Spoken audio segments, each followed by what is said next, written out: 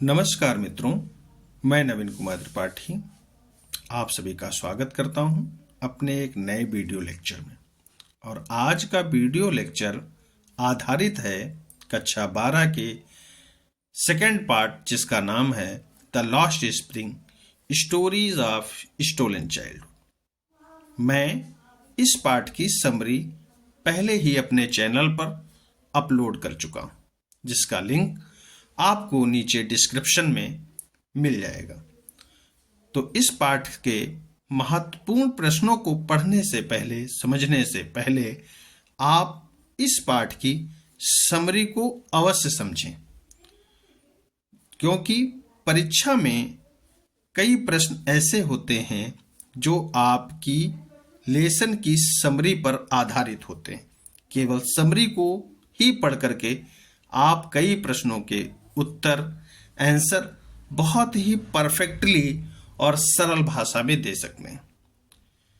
तो चलिए शुरू कर लेते हैं आज का ये topic.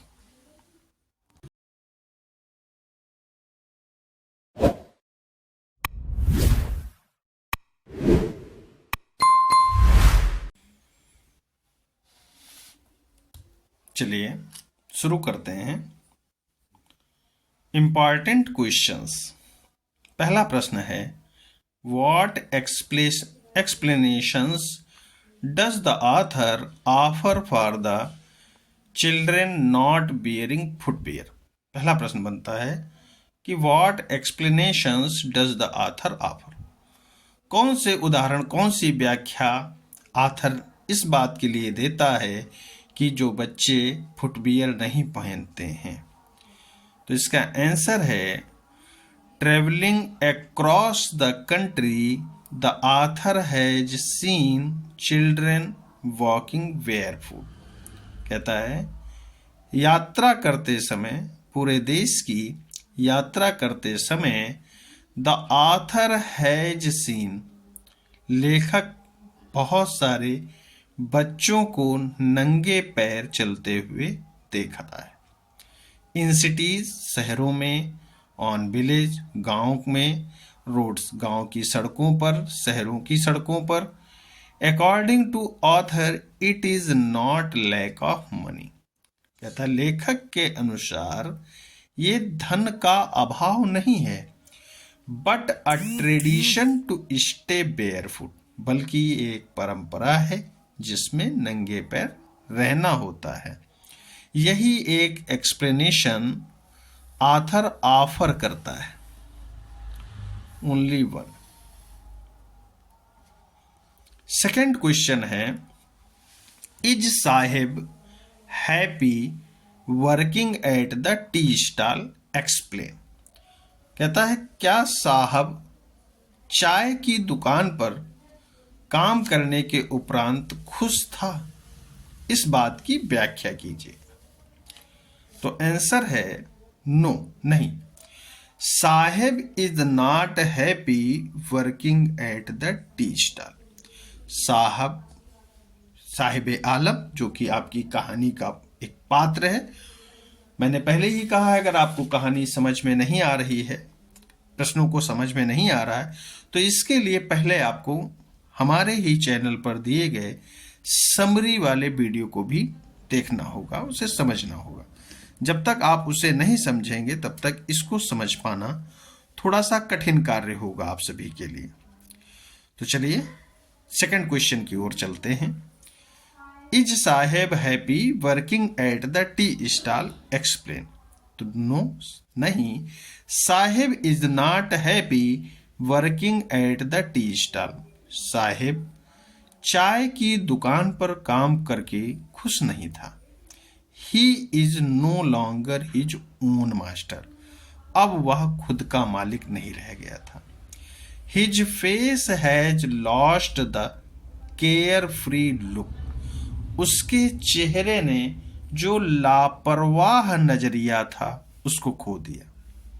The steel canister seems heavier than the plastic bag.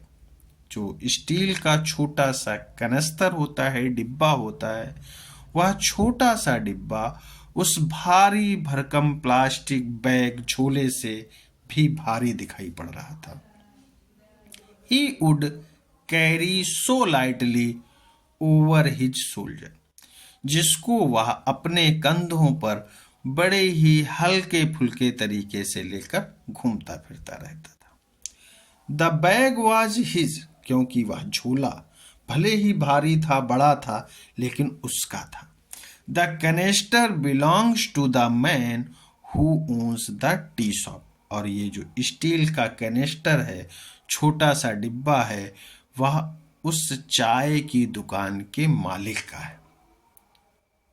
इसलिए साहेब चाय की दुकान पर काम करके प्रसन्न नहीं था। अगला महत्वपूर्ण प्रश्न जो है, what was the meaning of garbage for children, what did they find in it. ये 2 सवालों से बना हुआ एक सवाल है। What was the meaning of garbage, garbage का मतलब कूड़ा करकट, उसका मतलब बच्चों के लिए क्या है, और what did they find in it, और इन बच्चों को इस कूड़े के ढेर में क्या प्राप्त होता है। The meaning of garbage for children is wrapped in wonder, कहता है बच्चों के लिए गार्बेज का अर्थ एक आश्चर्य से लिपटा हुआ है। Small children scrounge heaps of garbage, कहता है कि छोटे बच्चे गार्बेज के ढेर को साफ करते हैं, खोदते हैं। समटाइम्स दे फाउंड गोल्ड, कभी कभी वे उनमें गोल्ड प्राप्त कर लेते हैं। गोल्ड का मतलब वैल्यूएबल थिंग्स, महत्वपूर्ण चीजें, मूल्यवान चीजें। For the elders it is a means of survival, और जबकि घर के बड़े सदस्यों के लिए ये क्या है, जीवन यापन का एक साधन है, इसी से उनका जीवन यापन चलता है। दस गार्बेज हैज 2 डिफरेंट मीनिंग्स, इसलिए हम कह सकते हैं कि गार्बेज के 2 अलग अलग अर्थ हैं।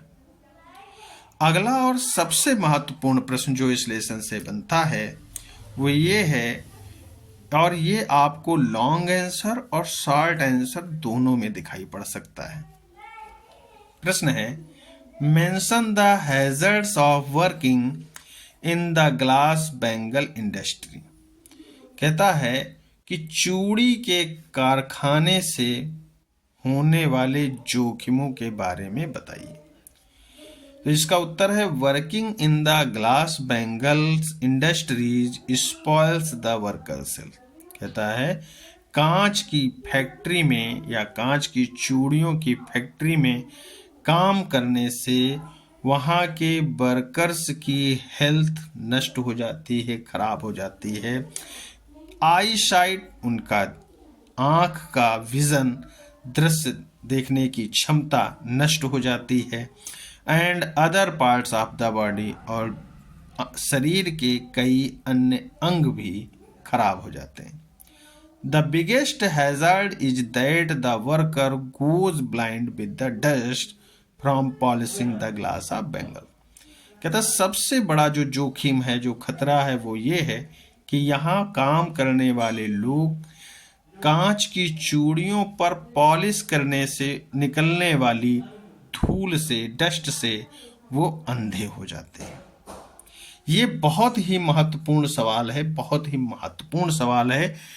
इसे पूरी तरीके से याद कर ले, समझ ले, बिल्कुल समझ लीजिए। 2024 की परीक्षा में ये सवाल रखा हुआ है और ये लॉन्ग आंसर अथवा शॉर्ट आंसर में आपको मिल सकता है।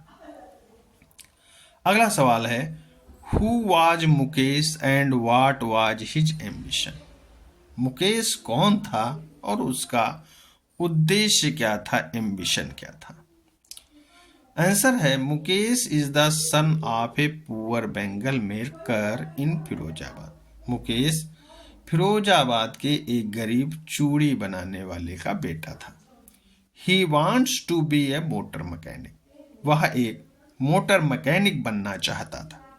His 2 most admirable qualities are his ambition and determination, उसका दो महत्वपूर्ण गुण था। पहला उसका एम्बिशन और दूसरा उसका दृढ़ निश्चय। वो बहुत ही दृढ़ निश्चयी था और दृढ़ निश्चय कर लिया था उसने कि उसे एक मोटर मैकेनिक बनना है, और इसलिए वो अपने घर से काफ़ी दूर पैदल चलकर गैराज को जाता है मोटर मैकेनिक बनने के लिए। ये पूरी समरी मैं पहले ही आपको एक वीडियो में डाल चुका हूँ, आपके लिए पड़ा हुआ है, आप जा करके उससे सर्च कर लें और एक बार जरूर देख लें। तो इस पार्ट से बनने वाले सभी महत्वपूर्ण शॉर्ट आंसर्स मैंने यहाँ पर मेंशन किए हैं, आप सभी के लिए लेकर के आया। जल्द ही इस पार्ट से बनने वाले महत्वपूर्ण लॉन्ग आंसर भी मैं आप सभी के लिए लेकर के आऊँगा। तो आप हमारे चैनल पर बने रहें, अपने दोस्तों को शेयर कर दें ताकि वे लोग भी ज़्यादा से ज़्यादा इस वीडियो का लाभ प्राप्त कर पाएं। धन्यवाद।